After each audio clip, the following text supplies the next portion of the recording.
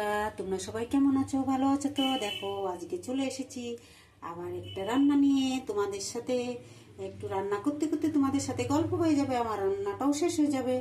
এই দেখো আমি আজকে ডিম কষা করছি। তা ডিমের সাথে আলু আর ডিম, আমি 6টা ডিম নিয়েছি সিদ্ধ করে, তার সাথে আবার একটু আলুটাও সিদ্ধ করে নিয়েছি। আলু যদি আমি সিদ্ধ করে রান্না করি না তো খুব ভালো হয়। আলুটাও ডিমের সাথে আমি সিদ্ধ করে রেখেছি, আর পেঁয়াজ বেরেস্তা করার জন্য পেঁয়াজ কেটে রেখেছি, আর টমেটো। আর দেখো আমি শিলপাটায় মশলাটা করছি। দেখো এখন তো আধুনিক যুগ হয়ে গেছে, সবাই মিক্সার, আমারও মিক্সার আছে, একটা না দুটোই মিক্সার আছে আমার, কিন্তু আমি এটা শিলপাটায় বেটে রান্না করি মাঝে মাঝে। দুটো একটা রান্না এই শিলপাটায় যদি করে হয় তো খুব ভালো হয়। তা এই শিলপাটায় আমি দেখো আদা পেঁয়াজ কাঁচা লঙ্কা সব একটু বেটে নিচ্ছি ভালো করে। আর টমেটোটাও আমি বেটে নেবো, এই টমেটোটাও বাটবো, বেটে পেস্ট করবো। আর মিক্সারে করছি না, আমি সব হাতেই বেটে এটা রান্না করব। এটা হচ্ছে ডিম কষা। এইভাবে ডিমটা রান্না করলে, সরষের তেল দিয়ে রান্না করলে খুবই ভালো লাগে। আর বাকি রান্নাটা তোমাদের দেখাচ্ছি, দাঁড়াও। দেখো আমার ফাইনালি হয়ে গেছে। এইবার আমার মশলা করা হয়ে গেছে। এবার আমি একে একে করে ডিমটা দিয়ে নেব।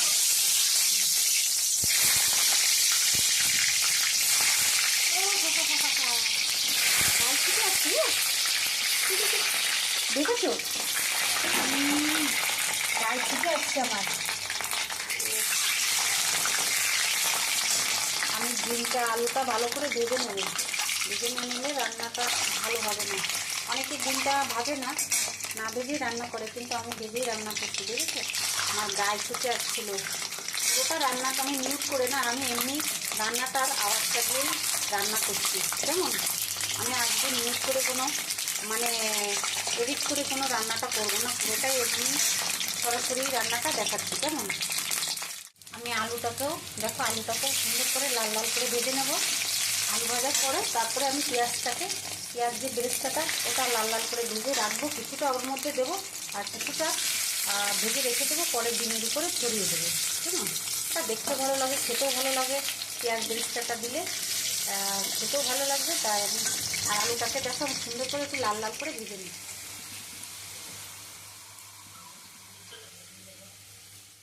দেখো এই যে আমার আলুটাও লাল লাল করে ভাজা হয়ে গেছে, ডিমটাও ভেজে নিয়েছি। এবার আমি মশলাটা দিয়ে দেবো। আলুটা একে করে আমি আলুটা তুলে নেব। আলুটা তুলে নিচ্ছি। আলুটা তুলে নিয়ে এবার পেঁয়াজটা ভাজতে দেবো। আলুটা তুলে নিয়ে এবার আমি পেঁয়াজটা দিয়ে দিই। পেঁয়াজটা ভাজতে দেবো।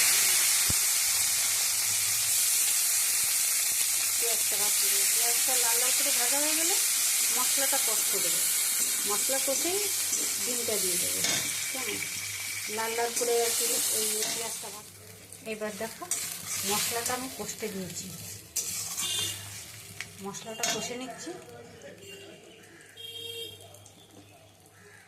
মশলার মধ্যে আমি আলুগুলো দিয়ে দিচ্ছি। যদি আলুগুলো যদি একটু শক্ত থাকে তাই এগুলো নরম হয়ে যাবে, এই জন্য আমি মশলার মধ্যে আলুটা দিয়ে দিচ্ছি। আলুটা গলে যাক, মশলাটা কষা হয়ে যাবে আর আলুটাও গলে যাবে ভালোভাবে। আর অল্প করে ঝোল দিলে ওটা খুব ভালো হয়ে যাবে। এবার আমি একটু নুন দিয়ে দিই, নুনটা দিয়ে দিই। নুন এখন না দিলে বেশি টেস্টি হবে না, একটু নুনটা দিয়ে দিচ্ছি। আমি আজকে সাউন্ডটা অফ করে দিয়ে এই ভিডিওটা করছি না, পুরোই আমি রান্নাটার আওয়াজটা দিয়ে ভিডিওটা করছি। কেমন, মশলাটার থেকে তেল ছেড়ে দিচ্ছে। এইবার আমি ডিমটাও ওর মধ্যে দিয়ে দেবো মশলার সাথে, আর কিছুটা পেঁয়াজ বেরেস্তা দিয়ে দিচ্ছি। পেঁয়াজটা আর বাকিটা আমি পরে দেবো রান্নার শেষে। দিয়ে আমি এবার ভালো করে একটু নাড়াচাড়া দিয়ে কষে নেব। কষে হালকা করে একটু ঝোল দিয়ে দেবো। দেখো তেল ছেড়ে দিচ্ছে, এখনই বোঝা যাচ্ছে না, এরপরে যখন আবার আমি একটুখানি ঝোল দেবো তখন বোঝা যাবে তেল কতটা দিয়েছি, সেটা তখন বোঝা যাবে। আর দেখো কালারটা কত সুন্দর এসছে, ভেজে বুঝেছো। এইভাবে ডিম কষা করে রান্না করে খেলে খুবই ভালো লাগে। কিন্তু আলু না দিলেও হয়, কিন্তু আলুটা দিয়েছি, আমার ছেলেটা একটু আলুটা ভালো খায়, তার জন্য আমি আলুটা দিয়েছি। আলু দিলেও খারাপ হবে, কিন্তু এইভাবে একটু সিদ্ধ করে আলুটা দিতে হবে, তো টেস্টি হবে। দেখো তেল ছাড়ছে, আমি তেল ছাড়ার পরে একটু ঝোল দিয়ে দেবো। কেমন, দেখো আমার তেলটা ছেড়ে দিয়েছে। আমি এবার একটু জল অ্যাড করবো, জলটা দিয়ে দেবো, দেখো দিয়ে একটু ঝোল দিয়ে দেবো, আর সামান্য একটুখানি দেবো। এটা দিয়ে শুকিয়ে যাবে, এটা না দিলে হবে না।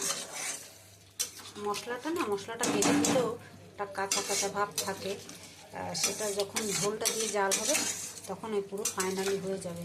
আর দেখো আমার কালারটা কত সুন্দর এসছে, দেখেছো?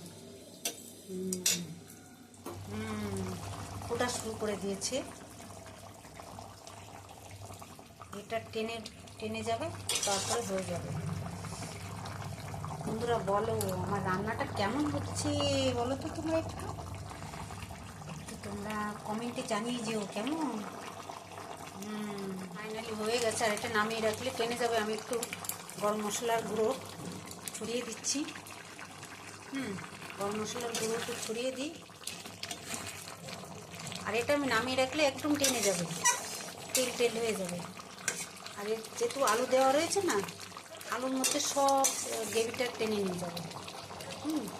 আর এরপরে আমি পেঁয়াজটা ছড়িয়ে দেবো, দিলেই ফাইনালি আমার রান্না হয়ে গেল। দেখো ফাইনালি আমি পেঁয়াজ বেরেস্তাটা ছড়িয়ে দিচ্ছি, আমার রান্নাটা হয়ে গেছে। দেখো বলো তো আমার রান্নাটা কেমন হয়েছে বন্ধুরা। আর এটা সকালে আমরা পরোটার সাথে খাবো, আর দুপুরে ভাতের সাথে খাবো। পরোটা দিয়ে খেতে অসাধারণ লাগবে। বলো তো আমার রান্নাটা কেমন হয়েছে বন্ধুরা, তো কমেন্টে জানিও কিন্তু কেমন। দেখো বন্ধুরা ফাইনালি আমি যে ডিম কষাটা করেছি তার সাথে লুচি করেছি। এটা কিন্তু ময়দার লুচি না, এটা আটার লুচি। আমরা ময়দার লুচি খাই না, ময়দাতে সমস্যা হয়, তার জন্য আমরা আটার লুচি করে খাই। দেখো দেখেছো বন্ধুরা, এইভাবে বানিয়ে খেয়ে দেখবে, এই ইয়েটা খুব ভালো লাগে। আর ফাইনালি দেখো আমার থালে রান্নাটা রয়েছে, দেখো কালারটা কত সুন্দর এসছে, দেখছো? আমার ভিডিওটা যদি ভালো লেগে থাকে তাহলে একটু বেশি বেশি করে কমেন্ট করে দিও কেমন বন্ধুরা। আর রান্নাটা কেমন হয়েছে সেটাও বলো, আর এইভাবে রান্না করে খেয়ে দেখো। সবাই ভালো থেকো, সুস্থ থেকো, টাটা, বাই বাই।